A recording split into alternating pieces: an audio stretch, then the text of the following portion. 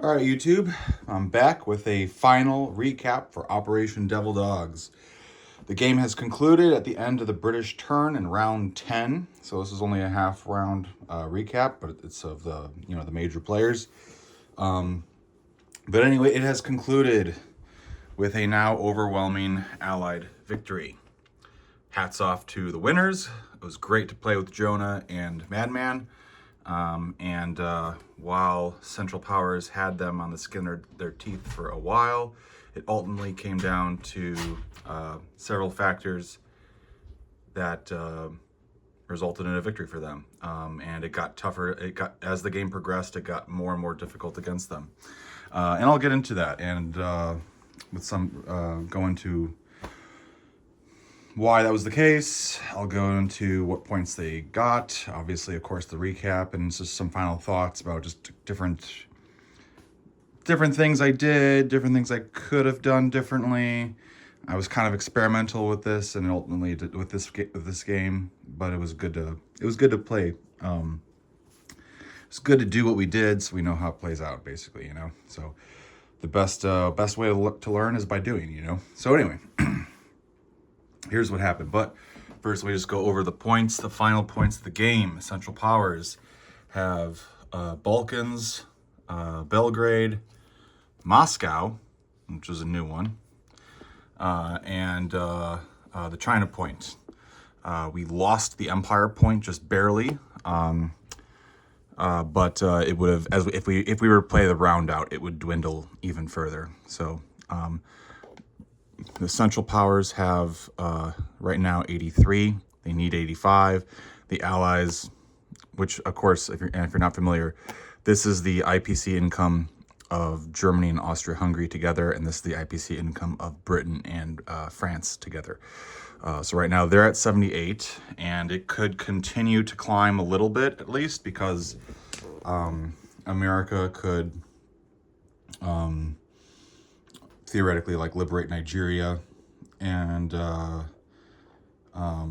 Italy can finish off the Austrians in Burgundy and liberate that for France, things like that. But ultimately, and America, well, actually, no, that wouldn't.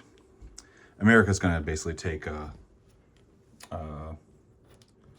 Alsace. It wouldn't go to Britain if they did. I was thinking a little too much in advance at that point. But anyway, and then what else? And then America here would liberate this to Britain as well, but that wouldn't quite be enough to get to the Empire point for the Allies. But alas, they did take it away from the Central Powers, and then the Allies snagged Minor Cities 3.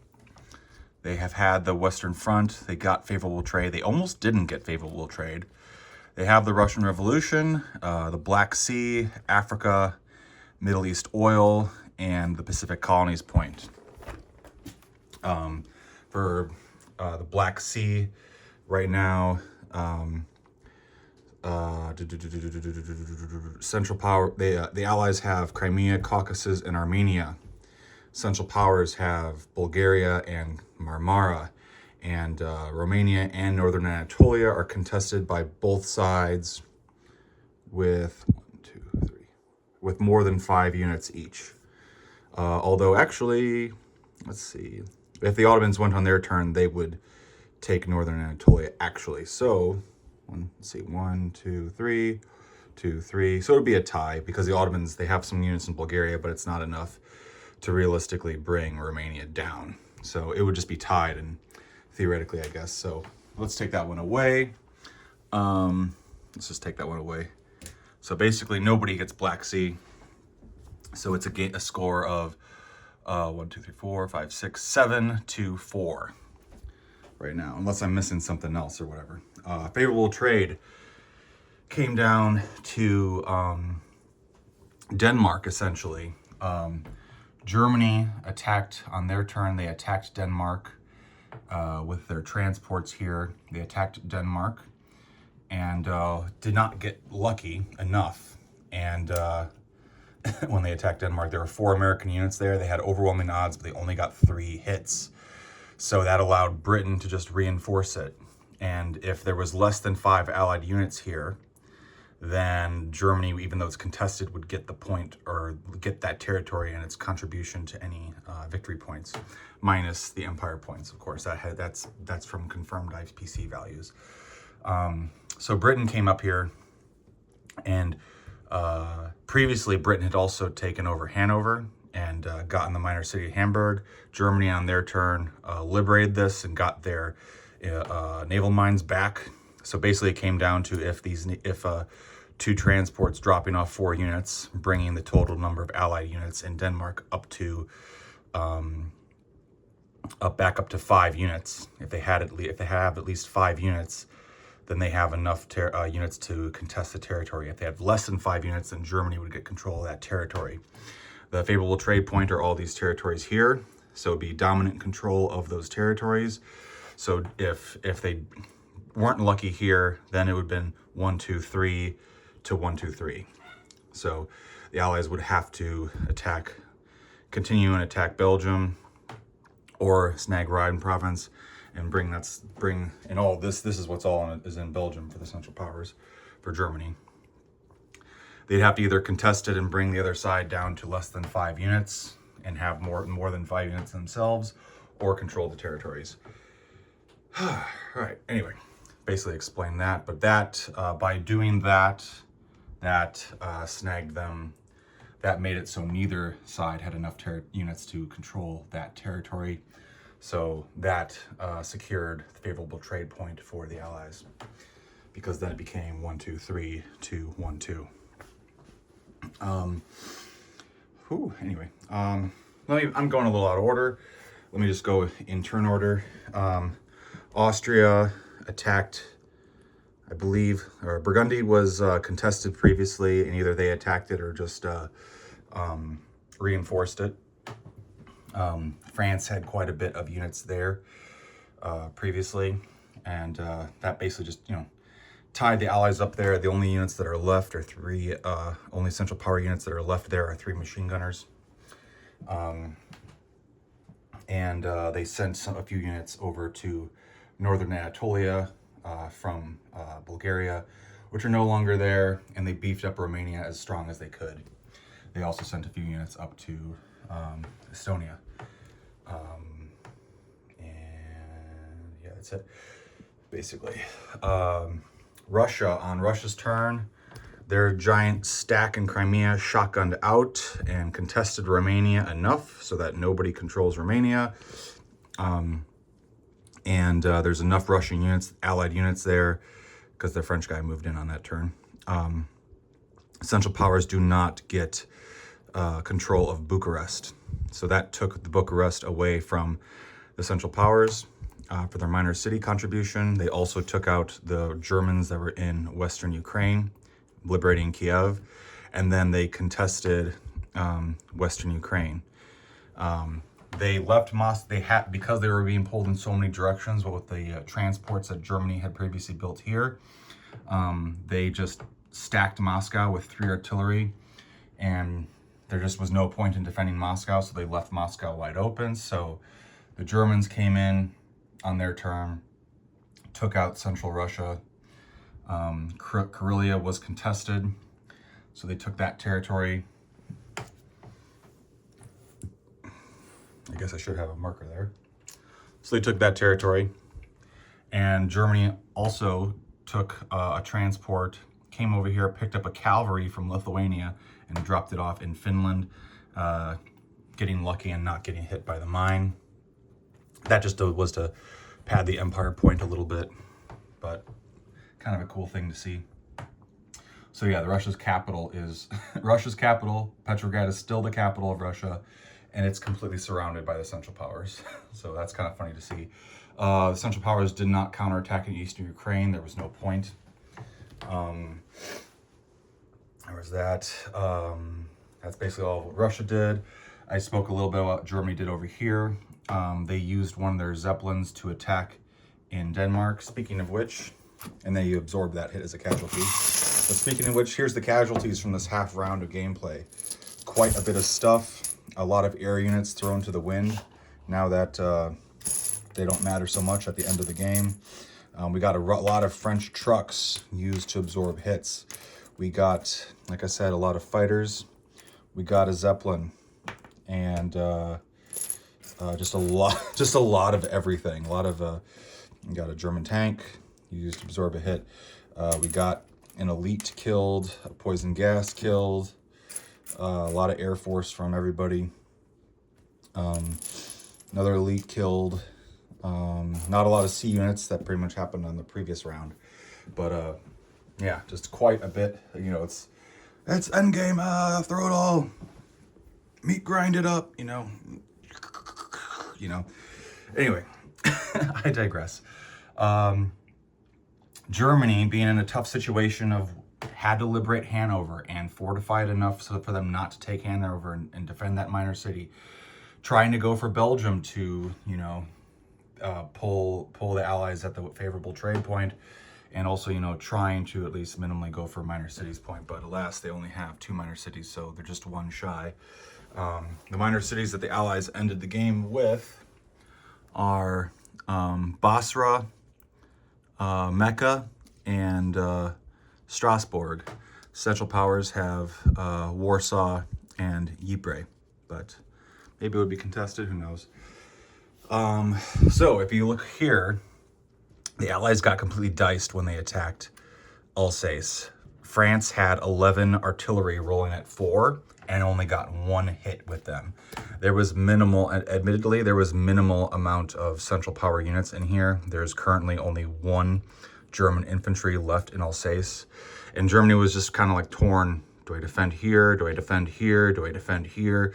And really, you can only do 1 really well, and 1 kind of well, 1 not so much. And this just because of how many, you know, you got the French, you got the Brits, you got the Americans, these guys over here.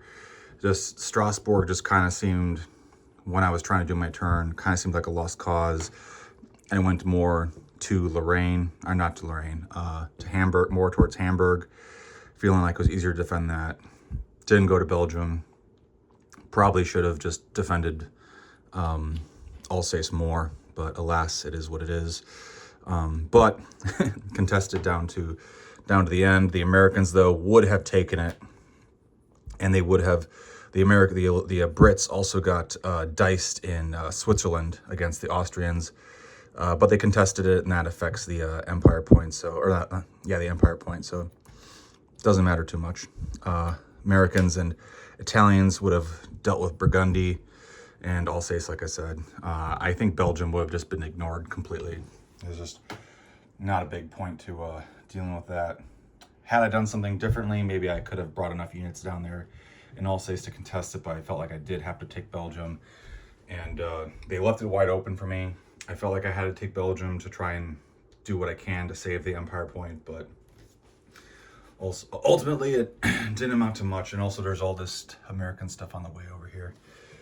I thought about taking the Netherlands to pad the Empire point and the favorable trade point, but then that means that France or Britain would have gotten these 4 colony territories, which would have padded their Empire point tracker even more. So if I did that, I would have just given them another point. So ultimately, that's kind of what came down to the decision right there. France on their turn attacked. Oh yeah, and then down in Africa, I tried to just pad what I could as Germany liberated Belgian Congo from the Americans. I completely diced the British East African American units. I had 2 infantry that I attacked to try and contest it, hoping that they wouldn't get 2 hits against me. They got no hits against me, so these American units got tied up in British East Africa. So that's cool, but either way, on their turn, they could have, could likely liberate that territory, I think. But either way, yeah, tied up those units, and by the end of the game, Germany, unless, Italy probably would come down here on their turn, but Germany ends the game with Somaliland, Belgian Congo, Cameroon, Nigeria, Togoland, which again, the Americans probably would have taken away, walked a guy into Togoland, maybe dropped an infantry off to Cameroon, and then, because he's got 2 transports here, and then try their luck with the tank and infantry against Nigeria, hoping that I don't get 2 hits against them. That'd be the only way to save Nigeria. But alas, it was that. And then Britain on their turn shotgunned out, took Rhodesia, British, Portuguese East Africa, German Southwest Africa, contested Angola. Yeah, there was that. Britain contested Palestine, and previously Italy attacked Hejaz, contesting it. Then France tried attacking it, didn't get much luck, lost in infantry doing so. And then this turn, Britain took it and liberated it. Britain also took, not liberated, controlled it, snagging Mecca in the process. They also came down and contested German East Africa. They have 1 unit there. 1 unit there, and that's all you need. And that's all you need. I had only 3 machine gunners. I got trench works, so didn't matter what hits they got. They dropped off 4 units. Didn't matter. I had all 4 hits from them. If they got 5 hits, they would have snagged one of my machine gunners. But I got a trench works and a barbed wire there, so 4 hits would have been absorbed. But all it really matters is if they contest it. So Germany lost the 2 IPCs for that. Yeah, it's brutal. They also attacked, like I said, northern Anatolia, contested that, and they contested Palestine. And since they successfully contested Palestine with the force from Egypt, the Ottomans cannot liberate Mecca. They're just not in a position to do it. What else? That's basically about it. I'll move this stuff back for posterity's sake. It's basically about it right there. And then after Britain's turn, at the end of Britain's turn, we called it, and there was no point to playing it out. It became an overwhelming, or not overwhelming, but a very, let's say, solid, very solid American, or not American, Allied victory. A very solid Allied victory. It was great to play against these guys. We got the game done in the span of a month. It's November 1st right now, so happy Halloween. But happy Halloween. Hope you guys had a happy Halloween if you're watching. But it's November 1st right now. We finished this game about 2 days ago, or maybe, 2 days ago. I just haven't had the time to get it to do a little video of it until now. But yeah, this was Operation Devil Dogs. Fun stuff. Again, victory points. 1, 2, 3, 4, 5, 6. 6 victory points to 1, 2, 3, 4. 6 to 4. Or sorry, 7 to 4. Sorry. 7 victory points to 4 victory points. Again, Ottomans would have snagged this back, I think. Very likely would have snagged this back. So it would have become 3 to 3 for the Black Sea point. So nobody would get the Black Sea point. But that's all good. Yeah, so anyway, kind of final thoughts about the game. In terms of what I did with Germany, what I was thinking with some of my purchases and stuff. Madman was Russia. Madman is an exceptionally good Russian player. And I saw what he was doing. He was just playing purely defensive, not really doing any skirmishes, just trying to doom stack as much as he could, as fast as he could. And I've played against his Russia before. I don't like playing against his Russia. And I kind of was just in the mood to like, you know what? Screw that. So wanted to see what was doable with the Russian Revolution point off the table. And try to just, instead of going for the Revolution point, just tying up the Russian point. It's the end of the game and Russia only got to here. It didn't get into here, which would have been disastrous. We kept Russia, pretty much the Russian Empire horde, here for a huge chunk of the game. So that was kind of an accomplishment in a sense. The price is that instead of getting a revolution, we did snag Moscow at the end, and we got Moscow away from Russia and kept that as a point. So it was kind of a trade-off. So that kind of cancels out the Russian Revolution point. It would have been nice if the Russian Revolution happened, but it just, we were always like 1 territory short. And it was just very much of a pain in the butt. Another big factor was, and since I decided, screw Russia, let's just not go with it. Let's just not deal with it. I just didn't want to dance with Madman, honestly. So A big part of it was, I decided to go heavy on Navy and buy a lot of German subs, which a lot of them at the end ultimately ended up doing nothing. But we did hit the British Navy real good up there. It was a little bit effective. They were in a panic at one point during the game. With that, they were pretty certain that the British Empire was doomed, financially speaking, from all the subs. But alas, it just, when they declared that, then, that was like on round 4, and then the US comes in, and pretty much all those subs that went up there to kill the British Empire had to come back, because there's not really much elsewhere to go from one. If they come down south, then America just hits them. So ultimately had to play it safe, just to try and prevent a Berlin bank job. So there was that. This forced the British Empire to spend a lot of money on Navy, which I know the British player never wants to do. So I wanted to force them to buy units they didn't want to buy instead of ground units elsewhere or other things, These Portuguese units got tied up down here all game. These two guys here, they never got the rest of the Portuguese units off. They never got the guy from Azores off. These guys never came into the Med, I wanted them to get tied up, and it did. They did get tied up a little bit, but ultimately not as long as I wanted to. And trying to delay. You want to try, as a Central Powers, you want to try and delay that Allied landing in Europe as much as possible. And mixed success here, because as you can see, the Allies landed quite handily. Austria-Hungary getting kind of freed up over here. Instead of going into Italy, went into Switzerland and Burgundy to pull the Allies away and stop the Allied advancement here and allow Germany to build up, which it did. But then that freed Italy to come up over here instead with their force either, because there was no pressure on them over here. Had there been pressure here and they'd been tied up here, and Austria was big enough where they could have come in and snagged Marseille and snagged Provence, this territory of Provence, because it's got a port. They could have gotten the Mediterranean point, controlling 3 of the 4. But alas, it wasn't in the cards. Now, something else differently that I could have done down in Africa. If I could do it all over again, I would not have done the South Africa hit.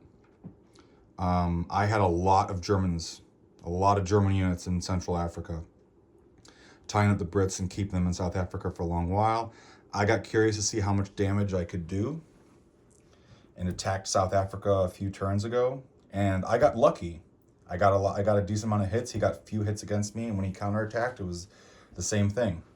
He got not as many hits as he wanted, and I got like decent amount of hits against him. Not amazing, but either way, it wasn't great. But it was enough where it dwindled me and then tied me up where I had to pull out, waste the Ottoman units, the Ottoman units from these two territories, waste them to contest them and slow them down, and at the end they came in and took those territories back anyway. Had I not done that and I just branched them out more instead of doing this attack, I probably would have more territories to pad the empire point with. Alas, that was not the case. Alas, that was not the case. So anyway, there was that. This was also Krautfather's first game playing Kings and Kaisers in a YouTube war. Since we played at his weekend last January. We played at his house a couple games of this. He hadn't played it since. And it was his first time really, he played it alongside with us, but it was his first time really getting engaged with it. And he really liked the game. He had a fun time as Austria-Hungary and as fun as he can with Ottomans on the defense. This Russian cruiser, the fact that he wasn't able to kill this Russian cruiser and allowing this thing to be there all game and convoy all game and deny him a national objective of bonus income, that was probably a big blow, setback on his end. Let's see, that, just annoying little pest, this cruiser. But yeah, I think if he could probably do one thing differently, I'm sure he probably feels like if he could have dealt with that differently and kept the Oddman cruisers alive. Maybe that's the one thing I think he probably is thinking he could have done differently. And then just once you get defensive as the Oddmans in this part of the world, it is hard to it's hard to push back and also push over here at the same time. So the Oddmans are fun to play, but it is a balance. It is a balance, and the Allies went heavy on against the Ottomans over here. The Allies did not make a landing in the Balkans. Didn't look like they were ever really good. Towards the end of the game, didn't really look like they were going to go for it. Also, I think early on, for a while, we didn't attack Greece, or he didn't attack Greece, because after a certain point, the ship sailed on Greece. If he had attacked Greece, then that would have given the Ottomans more money, because the Central Powers just have to control these 3 territories. Albania, Greece, and Bulgaria, and then the Ottomans get another, more income for that. But after a certain point, it became a late game grab just to pad the Balkan point. Didn't really matter much to the Ottomans, so ship kind of sailed in that. That was probably one other thing that could have been done differently. Yeah. Let's see. A couple oversights on my end. I tried to sneaky Carl him in the Season 20 last turn, and I overlooked that the French actually had a bunch of fighters in Belgium that could knock that out, which is what happened. And part of that was because I had all the French fighters on a task force marker. I planned my turn in a hurry, and missed that he could attack that cruiser with these fighters. So that was my bad. That was my overlooking. Me being in a hurry. Probably do my turn late at night after getting off work and stuff, and I just slow and steady wins the race. But you gotta be a little quick because of YouTube games, naturally. But yeah, just the busyness got me. All right. So anyway, let's see what else. Yeah, just also spending so much money on subs that just pulled away from the ground units I could send to Russia or to the Western Front.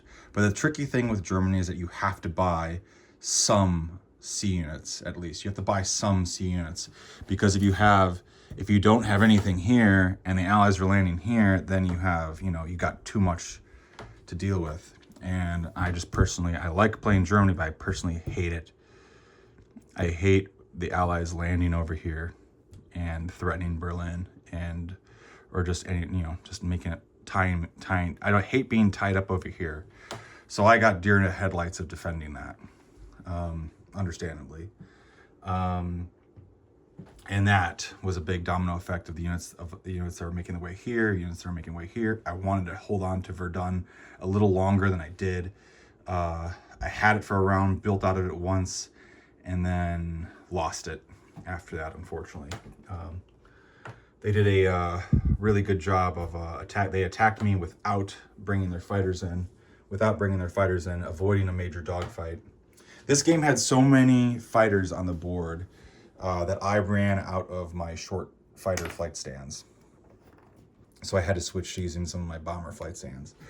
Speaking of which, we never bought bombers for the whole game because there just wasn't a good opportunity to buy them or use them. No railway guns were bought by Germany or France either. Could have, but just didn't. Felt like having more units instead. So anyway, yeah, that's basically about it.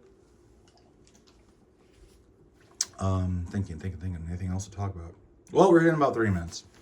I'm glad this game is done.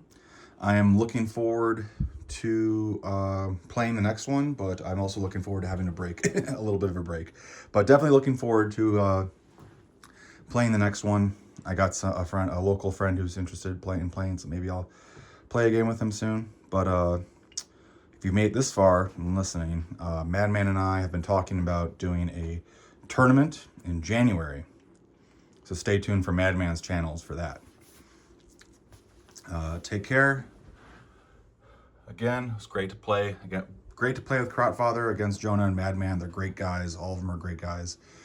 Thanks for watching, everybody. Take care, and I'm going to put this game away. So stay tuned for the next one. And again, check out Madman's channel. He's going to have an announcement for our a upcoming Kings and Kaisers tournament in January.